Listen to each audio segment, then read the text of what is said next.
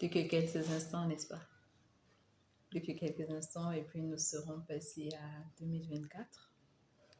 Tout le monde est en train de courir à gauche, à droite, comme si on ne fait pas ce qu'on avait à faire aujourd'hui. On a loupé, on est dans le 31, on est dans ce qui s'appelle le dernier jour de l'année, on est dans...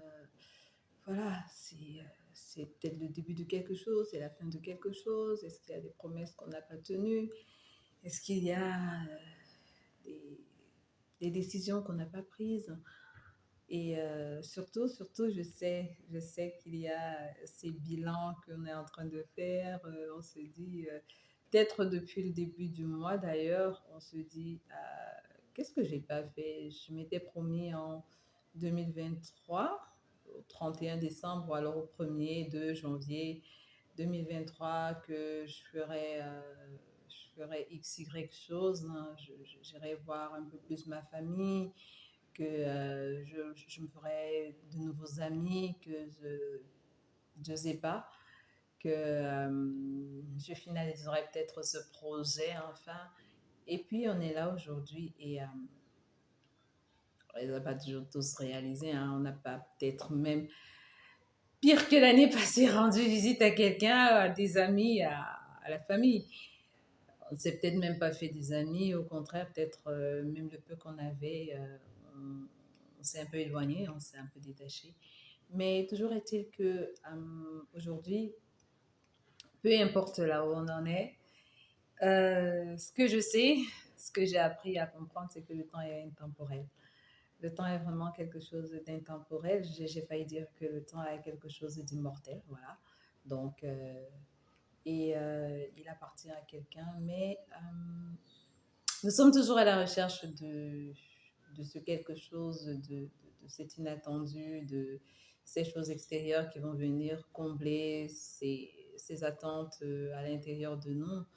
Mais ça aussi, c'est légitime, sauf que parfois, ce sont de trop grands fardeaux pour les personnes qui nous entourent et puis pour nous-mêmes aussi, que d'attendre de l'extérieur, que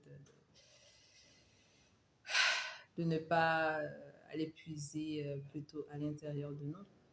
Et donc, oui, pour moi, cette nouvelle année, ce que je pourrais souhaiter à chacun, c'est d'apprendre à se retrouver un peu, de vraiment laisser ce qui n'a pas marché et d'avancer, de se dire simplement avec de nouvelles perspectives, hein, qu'est-ce que je peux mieux faire, qu'est-ce que je peux mieux accomplir, mais davantage de croire en soi. C'est très important et je pense que c'est même la clé de croire en soi, de se dire, ben voilà, je suis capable de le faire et de se donner les moyens de pouvoir le faire. Et surtout de ne pas avoir peur de vibrer sa différence, de ne pas avoir peur d'oser ces challenges. Quand on était petit, chacun de nous rêvait était un super-héros, des gladiateurs, on était Raham, pour ceux qui ont connu cette époque-là, on était plein de rêves. Et puis, on se voyait vraiment les rois du monde en train de sauver la planète, en train de... Et moi, je crois que chacun devrait continuer à avoir ça. Les convenances sociales, c'est bien, mais ces choses qui vous embrigadent, qui vous emprisonnent, qui vous empêchent de sourire, de rire, parce que c'est pas comme ça qu'on rit, parce que c'est comme ça qu'on doit se comporter, parce que bas les pattes en fait, bas les pattes. Il faut simplement être en harmonie avec soi, et je pense que lorsqu'on est en harmonie avec soi, alors on est capable de dégager de l'harmonie autour de soi, peu importe la façon dont on rit, peu importe, je sais pas, la façon dont on porte ses cheveux ou qu'on porte ses vêtements. C'est vrai. Quoi? Anyway, bon, ça va. Je t'invite juste à être plus cette personne à l'intérieur, plus ce talentueux personnage, cette personne en qui le Seigneur a mis tout plein de choses et qui a beaucoup de choses à offrir, hein, en fait.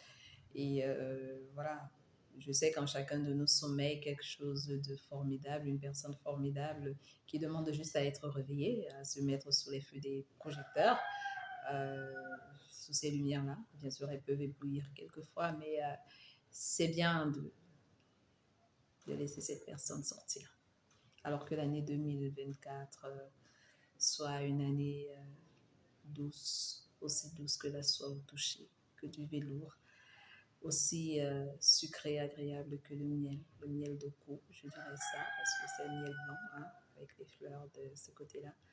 Et quoi? Ben, 365 jours d'aventure inimaginable. Voilà, au-delà de l'imagination. Je vous aime très fort et bien des choses.